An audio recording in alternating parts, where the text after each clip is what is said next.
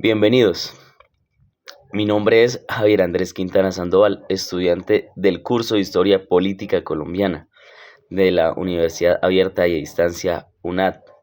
Hoy quiero invitarles a un viaje breve pero profundo por uno de los fenómenos más oscuros, complejos y dolorosos de nuestro país, el paramilitarismo. Este fenómeno no solo ha dejado huellas imborrables en nuestra historia reciente, sino que además ha configurado relaciones de poder, ha moldeado territorios y ha redefinido las reglas del juego de la política colombiana en el siglo XX y XXI. En este episodio exploraremos su origen, su expansión y sus conexiones con el sistema político colombiano y sobre todo los desafíos que enfrentamos hoy para entenderlo y superarlo. Eh, Vamos a explorar su origen y su contexto histórico. El paramilitarismo no apareció de la nada, tiene raíces profundas en el contexto histórico de la violencia política que Colombia ha vivido desde mediados del siglo XX. Tras el asesinato de Jorge Eliezer Gaitán en 1948, estalló el periodo conocido como la violencia, donde liberales y conservadores protagonizaron un conflicto brutal que dejó más de 200.000 muertos. Grande, la verdad. Fue en este clima de polarización e inseguridad que se empezaron a legitimar formas armadas de defensa, muchas de ellas en manos de civiles. A mediados de los años 60, el Estado colombiano, bajo el argumento de enfrentar a la guerrilla, aprobó el decreto 3398 de 1965 y la ley 48 de 1968, que promovieron y permitieron armar a civiles como parte de estrategias contrainsurgentes. Así lo señala el sociólogo Francisco Leal Buitrago, escrito el 2006, quien explica que la legitimidad otorga formas de autodefensa y se convirtió en una semilla peligrosa para lo que vendría después. Citado directamente de él. El problema es que estos grupos rápidamente se convirtieron en estructuras armadas autónomas financiadas por ganaderos, narcotraficantes, políticos, sectores económicos que buscaban eliminar la influencia guerrillera, pero también controlar territorios, economías ilegales y en muchos casos la vida política de regiones enteras, que hasta el día de hoy podemos ver influencia de estos mismos en muchas regiones de Colombia que están arraigados a pesar pues, de los supuestos acuerdos de paz que hubieron. Posteriormente vamos a analizar esto. Los vínculos con la política y la expansión en el siglo XX. El auge del paramilitarismo se dio entre los años 80 y 2000, con la creación de las Autodefensas Unidas de Colombia, AUC, en 1997. Estas agrupaciones no solo combatieron a la guerrilla, sino que consolidaron como actores políticos de facto en muchas regiones. Aquí donde empieza una de las verdaderas y más incómodas relaciones entre los paramilitares y los políticos colombianos. Según el informe de la Comisión de la Verdad del 2022, más de 11.000 servidores públicos tuvieron un nivel de relación con grupos paramilitares.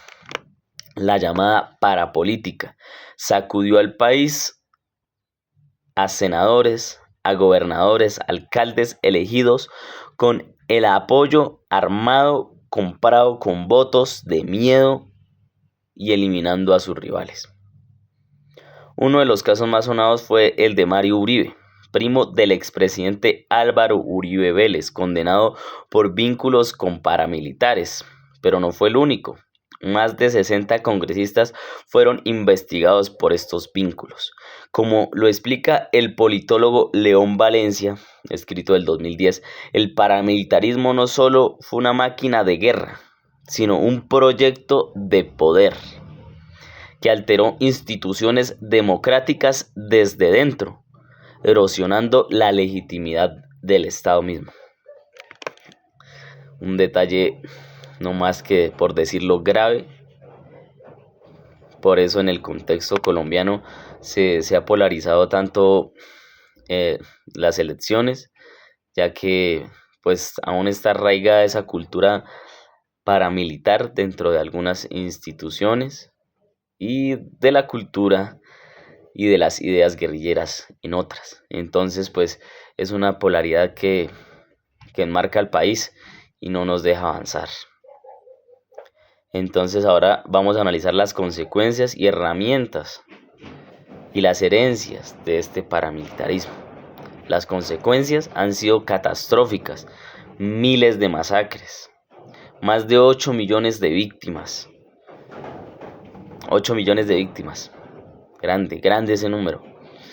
Del conflicto armado interno, desplazamientos forzados de campesinos, comunidades afroindígenas y la sociedad fragmentada por el miedo y la impunidad que han generado. No solo del lado paramilitar, del lado guerrillero. La impunidad no la podemos permitir.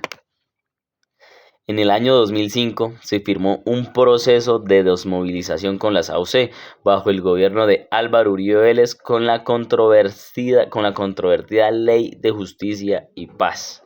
Esta ley permitió pues la entrega de armas, la confesión de crímenes, pero muchos líderes paramilitares fueron extraditados directamente a Estados Unidos. ¿Con qué fin?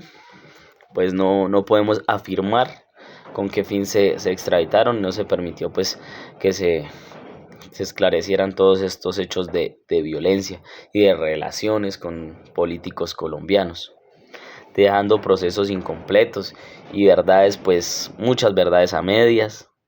Y lo más grave, el fenómeno pues no desapareció, solo se transformó como lo hicieron con los tratados de paz de la guerrilla.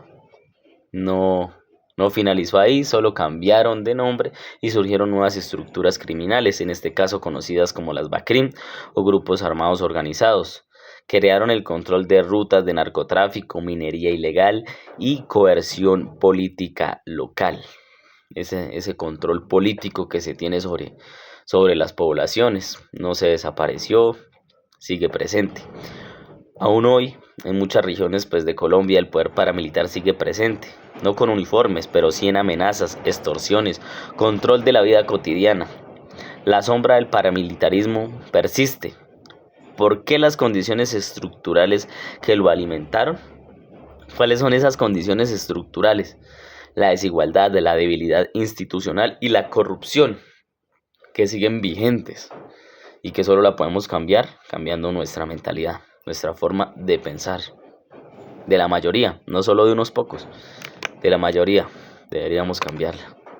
Como reflexión y un llamado pues a la memoria, hoy más que nunca necesitamos hablar del paramilitarismo, no para revivir heridas, para entender que sin verdad, sin justicia y sin memoria no hay una democracia que resista.